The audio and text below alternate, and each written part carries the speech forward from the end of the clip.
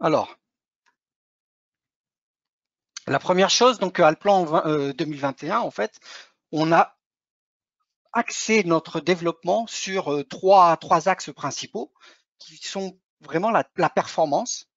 Et on va avoir là un focus aujourd'hui un petit peu particulier sur cette notion de performance. Et comme certains sont en 2020 ici, ben là j'ai fait des tests en fait sur une machine sur la 2021 ici et j'ai constaté vraiment de gros gains de vitesse et de performance ici. Donc ce qui est quand même important puisqu'on sait qu'actuellement les projets sont de plus en plus denses ici. On complexifie de plus en plus les choses ou alors on rentre de plus en plus dans le détail ici. Puisque la 3D nous permet aussi d'aller de plus en plus loin et vous également, vous aguerrissez au fur et à mesure avec l'outil et vous rentrez de plus en plus dans le détail. Puis également, la notion de BIM impose de plus en plus de, de rendre une maquette de plus en plus précise et que ce soit un véritable jumeau numérique du bâtiment tel qu'il sera construit. Donc, pour gérer ces problèmes, ces projets de plus en plus complexes, où cette densification d'informations et une 3D de plus en plus complète, il a fallu redévelopper un petit peu tout le moteur graphique d'Alplan. Et ça a été l'axe principal et prioritaire de développement avant de rentrer dans des nouvelles fonctionnalités d'Alplan. Également une technologie cloud beaucoup plus intégrée avec l'intégration de BIM Plus également directement nativement, ainsi qui va nous permettre de générer un workflow OpenBIM directement avec même l'apparition de la version bêta, vous allez le voir, de l'import même de fichiers Revit en natif à l'intérieur d'Alplan. Donc, productivité et gain de temps. Donc, je vous l'ai dit, une amélioration très significative dans de nombreux process du quotidien. Alors, ces process du quotidien, ça peut être simplement l'ouverture du projet. Vous savez que quand on a des projets qui sont de plus en plus complexes, ici, rien que l'ouverture du projet peut prendre un certain temps. Ici, et naviguer et changer de projet, de passer de l'un à l'autre, ici, peut également générer un certain laps de temps qui peut être plus ou moins long en fonction de cette complexité de projet. Ici. Également, on va voir la possibilité de faire des modifications en masse avec une nouvelle fonctionnalité sur les murs qui sont les styles de murs. Une meilleure gestion du second œuvre également, au niveau des coupes notamment, on aura accès à chacune des couches, à chacune des épaisseurs pour pouvoir les modifier plus facilement. Les vues et les coupes dynamiques, puisqu'elles sont maintenant complètement dynamiques et associatives avec les modifications dans le plan engendrent automatiquement une mise à jour de vos différents livrables ici. Et ces coupes associatives et dynamiques ont été grandement accélérées en 2021. Même lorsqu'on travaille avec des projets importants, et c'est ce que je vais faire fort de montrer tout à l'heure, en ouvrant des projets assez complexes et on va voir qu'on peut générer des coupes ou des élévations assez facilement, bien que la taille des projets soit dense. Également des rapports et des légendes plus rapides, avec notamment l'apparition de filtres, de filtres sur les notions de calque. Et puis quelque chose que là j'ai pas montré, que je montrerai pas, mais je vous le dis tout de suite, il y a une actualisation à la demande des mises en page. Lorsque vous avez mis à jour vos projets, donc par exemple mise à jour des coupes, des façades, etc., et que vous allez dans la mise en page, eh bien, Alplan maintenant vous posera la question, est-ce que vous voulez mettre à jour ou non les différentes mises en page parce qu'elles contiennent des éléments dynamiques. Avant, il ne posait pas la question, il mettait automatiquement à jour. Et ça pouvait générer une ouverture de la mise en page qui pouvait être plus ou moins grande, alors qu'on pouvait aller sur la mise en page juste de manière ponctuelle. Voilà.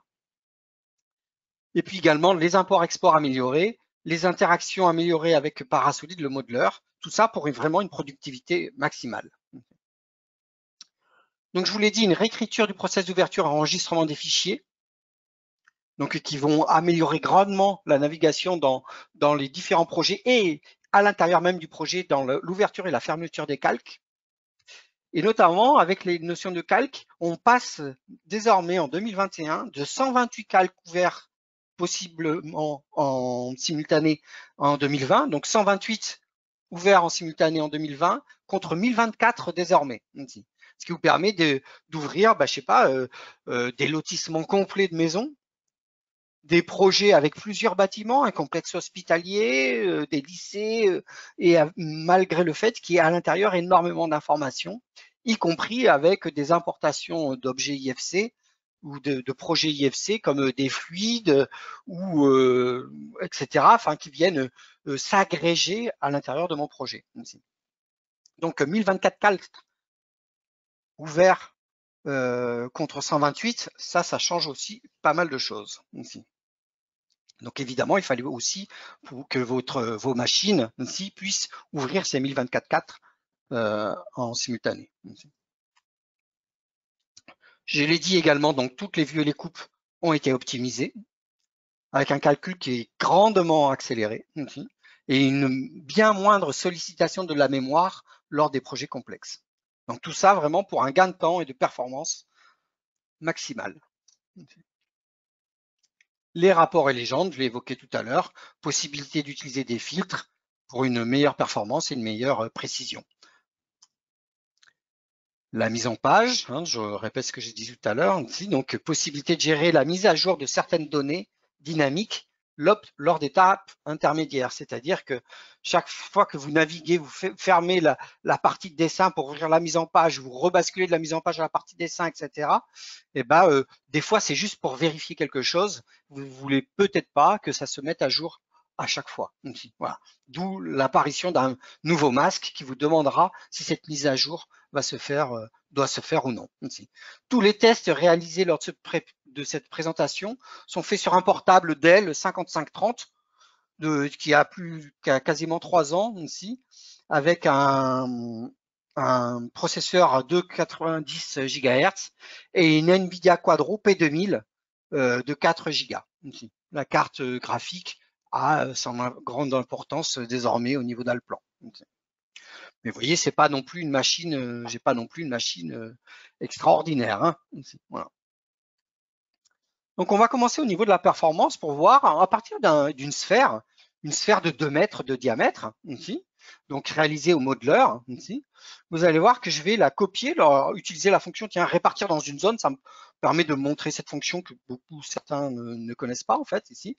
On sélectionne un objet et on définit une zone. Alors là, je fais un rectangle qui va faire 200 mètres par 200 mètres ici, mais vous pouvez faire une forme complètement différente ici. Et je demande à Alplan donc de répartir cette sphère à l'intérieur ici.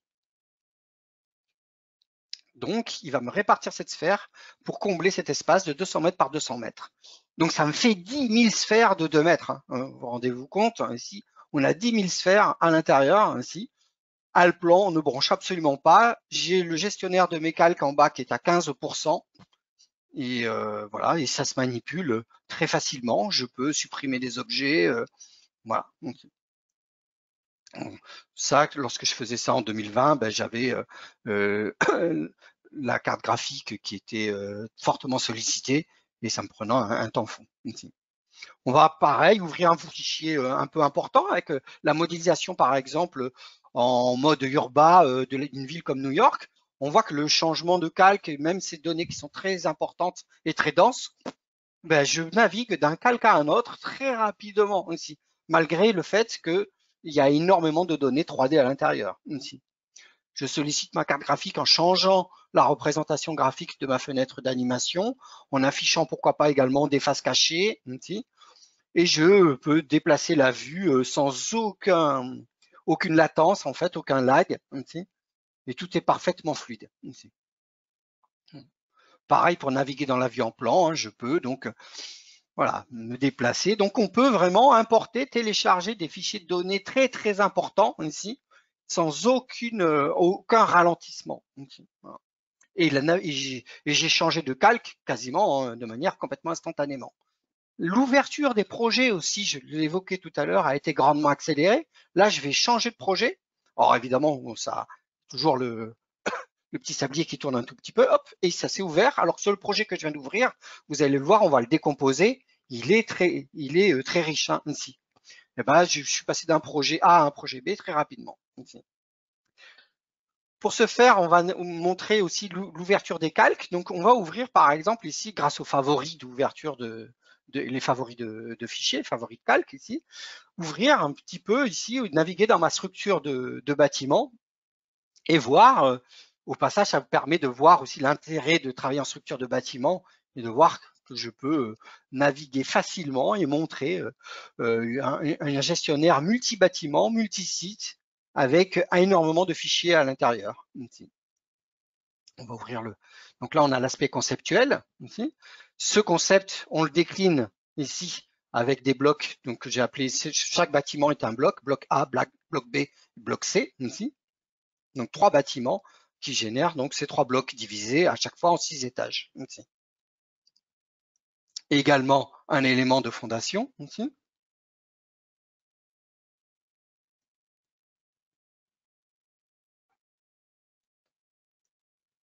Et voire même ici, on a, donc là, il n'y a pas la dalle à mettre en place ici, mais on peut même faire apparaître, il y a le ferraillage ici qui est en 3D, on va voir que l'apparition du ferraillage, alors là qui va être très riche ici, donc ça met un tout petit peu plus de temps. Cette fois-ci, pour la première fois, j'ai insertion en mémoire graphique qui apparaît en fonction de ma carte graphique, etc.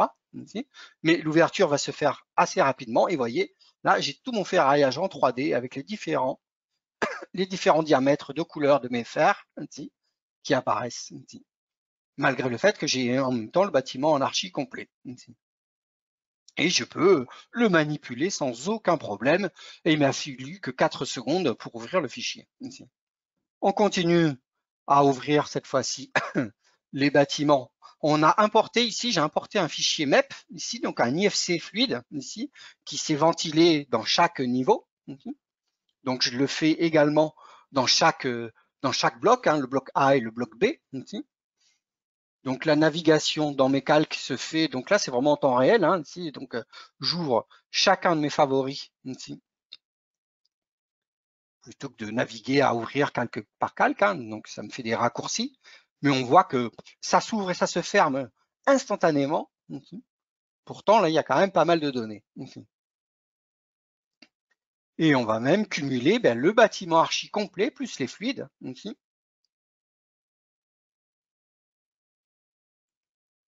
Donc cette fois-ci, on a de nouveau un petit peu la mémoire graphique qui est sollicitée. Ici.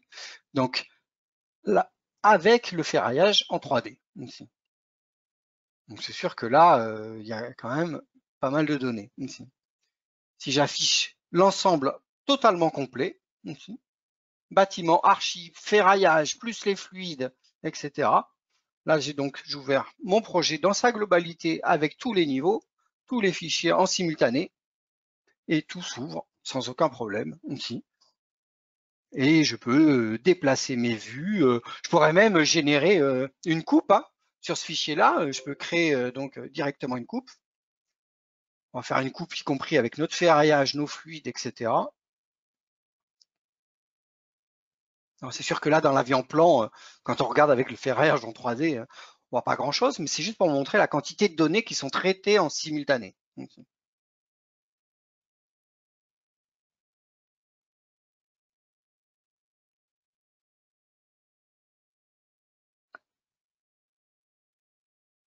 Voilà. Et là, je génère une coupe sans aucun problème.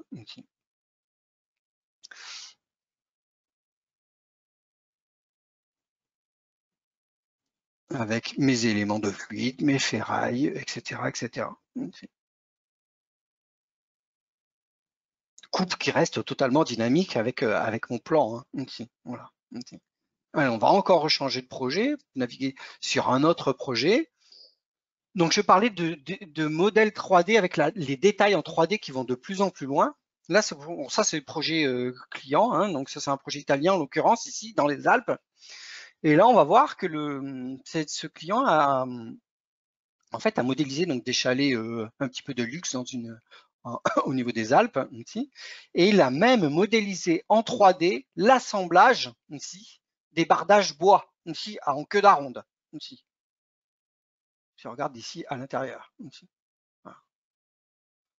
On voit même que les garde-corps métalliques sont ici donc courbes cylindriques, etc. C'est pas des facettes. Enfin voilà, il y a un nombre de données là-dedans, c'est absolument impressionnant sur la quantité et la qualité de la 3D qui a été réalisée ici. Et c'est totalement fluide pour Allplan, aucun problème ici. Même les garde-corps, la clôture extérieure, etc. Et je peux toujours générer, tout à l'heure on a généré une coupe, mais là on peut générer par exemple une élévation de cette vue-là. Et il faut voilà 5 secondes pour générer une vue. Je change de vue de face plutôt qu'une vue de côté. Voilà. Et j'ai directement ma vue de face ici. Voilà. Donc il faut 4-5 secondes à peu près pour positionner sa vue. Je la positionne et après j'enchaîne ainsi avec générer automatiquement. On peut changer, prendre une vue de côté cette fois-ci. Donc cette fois-ci basculer avec une vue latérale. Ensuite, simplement dans la palette de propriétés, je vais venir simplement changer l'orientation de ma vue. On va prendre la vue de droite ici, et puis je peux la positionner directement dessus, avec donc ces deux vues qui restent associatives avec mon plan.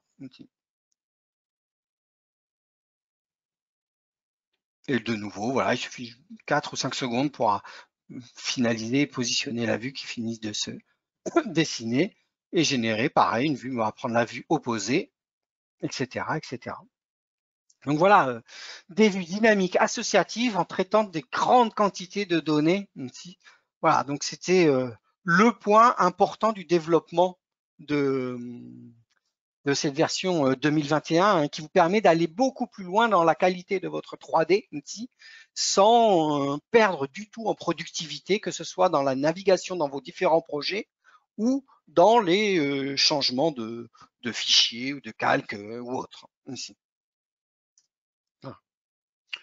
Également dans cette version 2021, des contenus qui ont été améliorés ici. Donc Charles vous marquera dans le chat ici. Là ici, je vais montrer par exemple les Data Express Architecture qui sont disponibles sur le site de nemtech.fr. Donc vous allez voir, c'est des nouveaux assistants qui vont accompagner cette 2021 qui vont vous permettre de démarrer rapidement avec d'autres bibliothèques et des éléments qui viennent en complément de ce que vous auriez déjà ici. Hein, des assistants, des nouveaux assistants avec des murs, des escaliers, un certain nombre de choses directement. Également donc un gabarit de projet hein, qui vient se charger, donc vous pouvez le charger directement ici.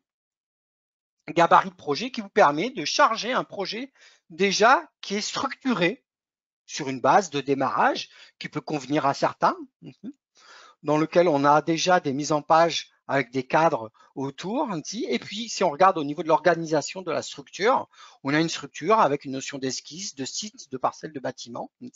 Et on peut dessiner directement dedans. Évidemment, elle est modifiable, hein, bien évidemment. On a également déjà mis en arrière-plan une image neutre qui vous permet, hémisphérique, qui vous permet d'agrémenter votre perspective ici, et que vous pouvez bien évidemment rechanger au niveau de l'arrière-plan personnalisé. Ici. Donc, des outils de démarrer rapidement avec une base de démarrage ici. Et ces fameux assistants, donc je rappelle, tout ça c'est disponible sur Nemtech ici, avec une base de démarrage, avec des assistants pour vous permettre de démarrer donc plus rapidement avec des pièces, des éléments de toiture, des escaliers, avec des éléments d'ossature, etc. Donc vous avez pareil des éléments pour data archi et même data ingénierie également.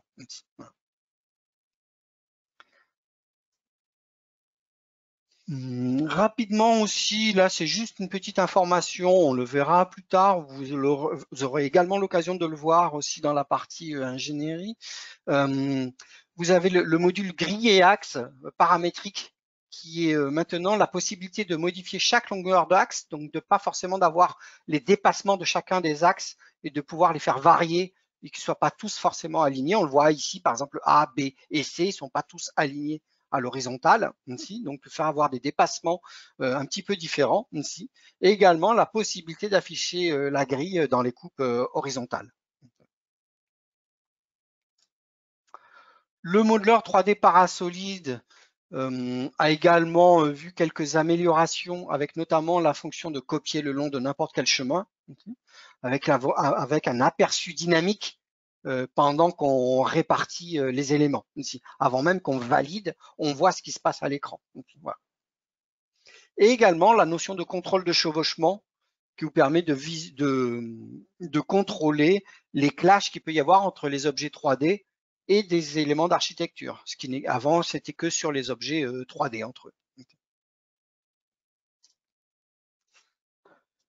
Une nouvelle notion importante, c'est intéressante, très intéressante même, je trouve, pour les modifications et notamment les modifications en masse, ici, avec l'apparition de ce qu'on appelle les styles de mur, qui vont apparaître dans la nouvelle palette propriété, où maintenant dans la palette propriété, on voit un schéma générique de l'habillage du mur, ici, donc une représentation graphique plus précise qu'on avait avant. On n'avait que des données numériques. Maintenant, on voit apparaître l'épaisseur du mur, son schéma en vue en plan, ici, les différentes couches, ici. Et la notion de style ici, on voit ici, il y a écrit style désactivé ici, et qui va nous permettre d'appliquer un style à un mur ici. Et donc, lorsqu'on vient changer le style de mur, si on a plusieurs murs qui possèdent ce même style, ils vont venir se changer tous de manière simultanément, sans que je sois obligé moi-même d'aller appliquer des modifications sur un mur, puis un deuxième, puis un troisième, etc., etc. Voilà. Donc évidemment, tout ça va générer un workflow largement simplifié et une plus grande productivité. Donc pour voir ça au niveau de ses propriétés ici, donc si je sélectionne un mur, vous allez voir que donc sur la palette propriétés, on a quelque chose de graphique maintenant directement ici, avec même la possibilité de repositionner l'axe du mur très facilement ici, voilà. Avec les épaisseurs de chacune de couches ici. Et dessous, le style qui est désactivé, et puis on retrouve bien évidemment le format. Donc cette palette propriété va venir se changer régulièrement ainsi. Et on peut venir changer les attributs directement ici sans utiliser la fonction modifier les attributs. Voilà. Donc pour information, on va venir changer ces propriétés dans les futures versions sur tous les ouvrages. Et là, on voit que le style est désactivé. Donc moi, j'ai déjà enregistré des styles, hein, et on voit que si je change le style de mur avec un autre, eh bien, mon mur s'est remplacé de manière automatique. Ici, on est passé avec un bardage enduit avec un bardage bois. Ici. Si on le fait, par exemple, si je présélectionne un certain nombre de cloisons, on va rajouter celle-là aussi. Voilà, donc là, il y a 1, 2, 3, 4, 5, 6 cloisons qui sont sélectionnées. Si je vais dans les propriétés, ici, donc 7 cloisons qui sont sélectionnées. Ici, eh ben, je peux les changer du style, ici, changer de style et passer par exemple en cloison pleine de 13. Automatiquement, les 7 cloisons sélectionnées sont modifiées à la volée. Donc évidemment, là, on constate bien l'amélioration et le gain notoire de productivité, surtout que là, je le fais que sur quelques cloisons, mais on pourrait le faire si j'avais activé X murs, le faire directement. On voit que l'enregistrement des styles de murs se fait dans la fonction de mur, dans la partie inférieure, ici. Vous avez un petit pinceau sur une disquette qui vous permet d'enregistrer. Dès que vous avez créé un mur ici, vous pouvez l'enregistrer en tant que favori comme auparavant, mais en plus, définir que cette mur est devenu un style de mur, qu'il suffit de nommer tout simplement. Voilà. Et du coup, vous pourrez appliquer, comme je viens de le faire, ici, un style à X murs de manière simultanée. Voilà, donc très pratique pour les modifications en masse. Le second œuvre est également a été un petit peu optimisé, notamment sur la notion des coupes aussi. Lorsqu'on fait les coupes, lorsqu'on fait apparaître des coupes dynamiques dans Allplan aussi, lorsqu'on avait des multicouches, par exemple, je sais pas, une chape isolant carrelage aussi, avec des épaisseurs variables, eh ben, ces différentes épaisseurs pouvaient apparaître dans la coupe, mais je ne pouvais pas les modifier ici. Je ne pouvais pas y accéder ou venir m'accrocher sur chacune des couches. Par exemple, ne serait-ce que pour les côtés ici, on va voir avec vraiment un point d'accroche ici. Là maintenant, lorsqu'on vient qui génère une coupe, par exemple sur cette vue en plan, donc une coupe associative, hein, bien évidemment ici, on va faire une coupe comme ceci en regardant vers le haut ici. Et j'ai donc ma coupe qui apparaît avec ici, si on a réglé au niveau de la représentation des éléments surfaciques avec les différentes épaisseurs, la possibilité de faire apparaître les éléments de seconde œuvre, etc. Donc ici, au niveau du format d'affichage, on va demander d'afficher les différentes surfaces de sol, plancher, et également représenter chaque couche, voire même appliquer un élément surfacique si vous aviez défini un élément surfacique dans votre mise en place des pièces ici. Ben maintenant, ici, ces différentes épaisseurs, je vais pouvoir m'accrocher dessus afin de les coter très précisément ici. Et en utilisant les cotes associatives ici, eh ben, en utilisant ces cotes associatives, ça voudra dire que même si je viens par la suite modifier la composition de mon second œuvre dans la pièce, mes cotes seront automatiquement réactualisées. Et on a bien ici l'accrochage, bien sur tous les ouvrages directement, ici, aller chercher les différentes épaisseurs. Je retrouve bien les différentes épaisseurs de mes couches. Ici.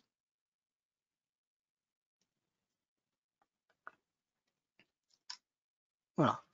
Également, quelque chose de très important, notamment au niveau du BIM, ici, la possibilité désormais d'appliquer des attributs fonctions, ici notamment un attribut formule en fait ici qui vous permet de combiner des attributs ici.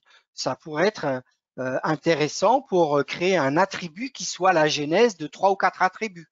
Je sais pas moi, un attribut qui s'appelle un attribut porte par exemple qui me fasse apparaître quand on annote la porte, la largeur de la porte. Et puis éventuellement, si on a mis un attribut coupe-feu, faire apparaître coupe-feu 30 minutes, etc., etc. Voilà. Ou alors sur des sections de poteaux, par exemple, une section de poteau ou de poutre, de faire apparaître, on annote le poteau et ça marque le poteau et on va chercher donc dans un attribut un cumul. Par exemple, le nom du matériau ou le nom, la désignation du poteau, sa largeur, sa hauteur et sa longueur, par exemple. Voilà, donc un attribut qui cumule, qui viennent concaténer 3 ou 4 attributs ici. Voilà. Petit exemple très rapide, là ici sur le poteau 60-40 qui est en bas, ici, il y a une annotation, c'est une seule annotation ici, une seule annotation qui s'appelle, que j'ai appelée pote et qui combine les trois. Ici, on voit bien que si je viens en fait ici changer la section de mon poteau 30 par 20 ici, eh bien il vient automatiquement, le texte vient automatiquement se réactualiser. Poteau 20 par 30 ici. Voilà. Donc du coup, ça vous permet vraiment de faire des éléments de texte ici très riches ici avec des annotations complexes sous forme de formules ici. Hein, si on regarde comment ça a été fait ici, donc il y a eu un attribut. J'ai créé un attribut utilisateur que j'ai appelé poteau ici. C'est de type de données texte. Il faut obligatoirement que ce soit le type de données texte. Et à ce moment-là, dans la partie éléments de contrôle à droite, ici, on va pouvoir ici choisir formule et créer une formule qui soit ici le nom de macro plus le format qui aille chercher largeur et longueur. Ici, voilà. Donc j'ai bien le nom poteau et largeur et longueur. Ici 60-40. Donc voilà un exemple. Hein.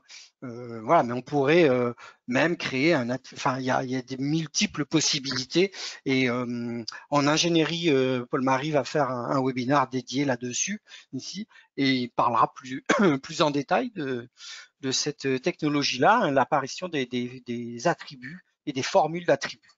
Voilà. Donc un outil très puissant qui peut vraiment vous permettre d'enrichir encore votre maquette et surtout d'avoir des annotations qui soient toujours dynamiques avec le plan et toujours à jour. Le rendu, ben oui, chaque nouvelle version d'Alplan, en fait, même si il n'y a pas forcément de nouveautés au niveau de nouvelles fonctionnalités, par contre, il faut savoir qu'on fait évoluer le moteur de rendu d'année en année ici. Donc même entre la 2020 et la 2021, cette fois-ci la 2021 utilise le Cineware R22 à la place de CineRender R20 ici. Donc pas de nouvelles fonctionnalités, mais une meilleure gestion de tout ce qui est transparence et réflexion. Donc rien que ça, déjà, ça va nous permettre de générer des images photoréalistes de qualité, encore de plus grande qualité qu'on pouvait le faire dans les versions antérieures, sans sans rien changer à notre manière de procéder, hein, ici. Voilà. Donc exemple sur cette maison, donc encore un projet fourni par un utilisateur italien ici. Donc si on va choisir par exemple, on va faire deux perspectives ici. Donc une vue sur la piscine. Et puis si on va faire une vue intérieure, comme ça on aura une vue extérieure et intérieure. Et une vue de la cuisine. Donc je passe sur les réglages, hein, tout ça, j'imagine que vous connaissez ici la manière de gérer l'environnement pour aller positionner le réglage du soleil, ici mettre un ciel, voire même une photo en arrière-plan éventuellement, ici, photo du site ou autre, ou la photo de nuages, etc.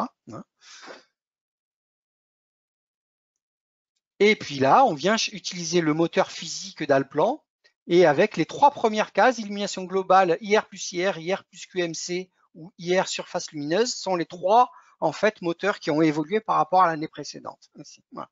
On optimise là, par exemple, si je fais un rendu intérieur, j'optimise pour l'intérieur et on choisit le paramétrage de la qualité. Si je le laisse en haut, ben évidemment, le temps de calcul va être beaucoup plus long, mais meilleure sera la qualité d'image.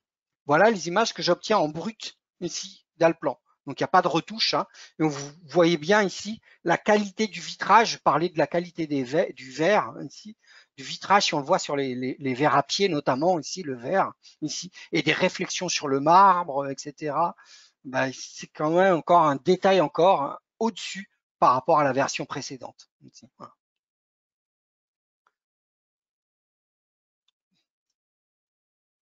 Donc voilà, donc les rendus ici, donc nouveauté en 2021 ici.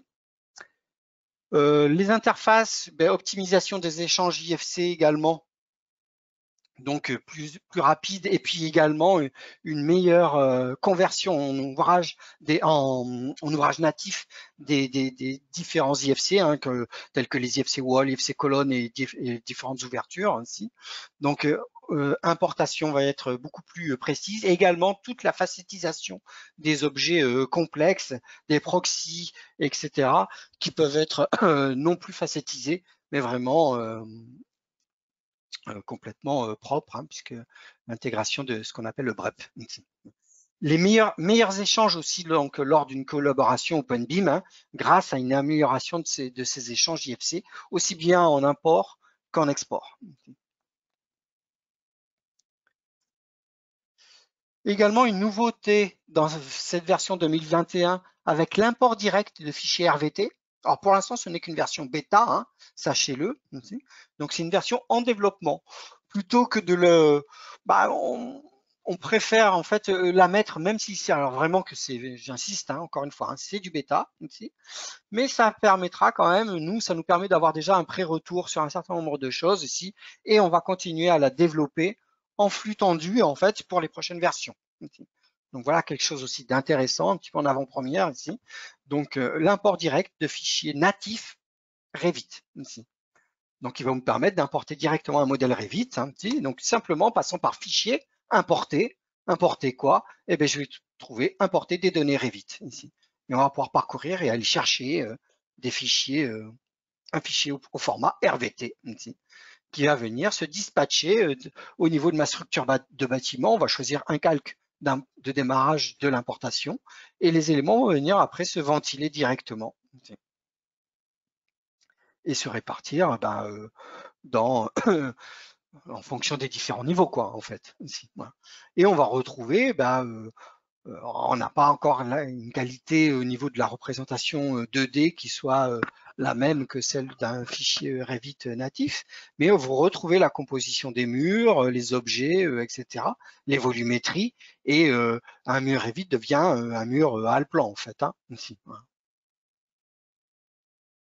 Je retrouve bien mon arborescence qui correspond donc à une arborescence telle qu'on pourrait retrouver le classement, l'organisation des données ici au sein de Revit. Et je vais ici directement pouvoir naviguer grâce à ma structure de bâtiment, comme on a l'habitude de le faire dans Allplan ici, et afficher niveau par niveau mon modèle de bâtiment.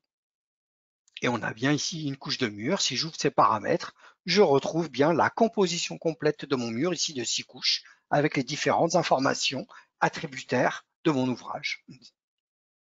Voilà. Donc c'est quand même quelque chose de très intéressant et qui va évoluer au fur et à mesure de l'évolution d'Alplan. La dernière petite chose dont je voulais vous parler, puis on rentrera dans les prochains webinaires un peu plus en détail sur tel ou tel point ici. Donc on va voir aussi la possibilité de gérer donc les BCF au sein d'Alplan directement au sein d'Alplan grâce à ce qu'on appelle l'issue manager. Donc avant ça s'appelait le gestionnaire de tâches, maintenant c'est l'issue manager, mais il est quelque chose il est plus précis, notamment avec la possibilité d'importer directement du BCF à l'intérieur d'Alplan. Et également la possibilité d'avoir la visionneuse BIM d'Alplan, la visionneuse BIM de BIM+, pardon, ici l'Explorer, BIM+ Explorer, en natif dans Alplan. Je suis pas obligé je peux rester à l'intérieur d'Alplan ici. Je suis pas obligé d'aller ouvrir un navigateur web ici, d'avoir deux choses déconnectées. Là, cette fois-ci, je peux ouvrir ma visionneuse BIM à l'intérieur directement d'Alplan ici. Voilà. Donc vraiment, Alplan, comme une solution OpenBIM intégrée, ça va me permettre d'intégrer finalement, d'insérer dans Alplan des outils que je ne possède pas forcément. Par exemple, d'avoir la possibilité de faire un contrôle de collision, de clash entre des éléments de fluide et des éléments d'architecture, de le faire dans la visionneuse BIM et de me faire un reporting au sein d'Alplan directement aussi. Voilà, donc ça peut être très intéressant. C'est un petit peu comme si je greffais des nouveaux outils à l'intérieur d'Alplan. Simplement, donc, on est dans le mode Teamwork. Ici, vous retrouvez sur la partie gauche, ici, directement l'onglet Explorer, ici BIM+ Explorer, qui vous ouvre une fenêtre indépendante d'Alplan, avec directement la visionneuse.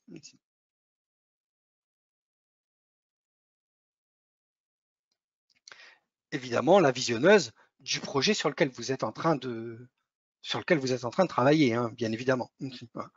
Et on se retrouve là plongé directement dans l'univers de BIM+. Voilà.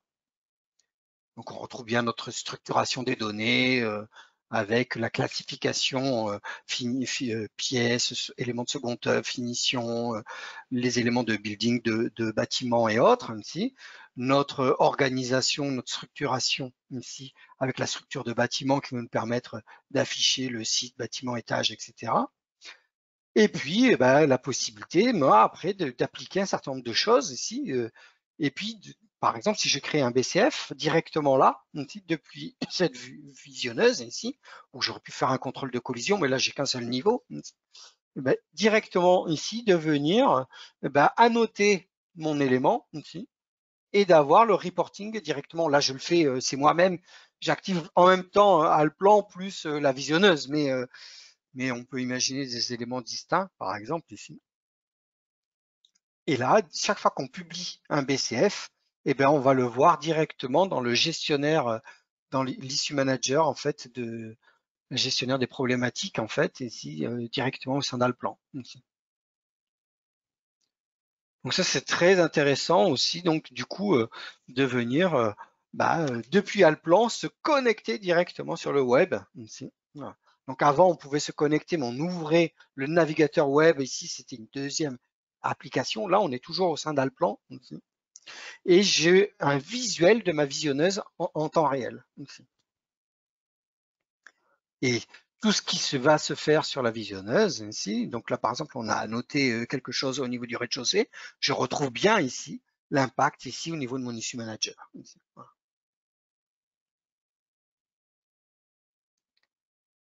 Donc on fera des cas pratiques par la suite sur l'intérêt du BIM Explorer au sein d'Alplan.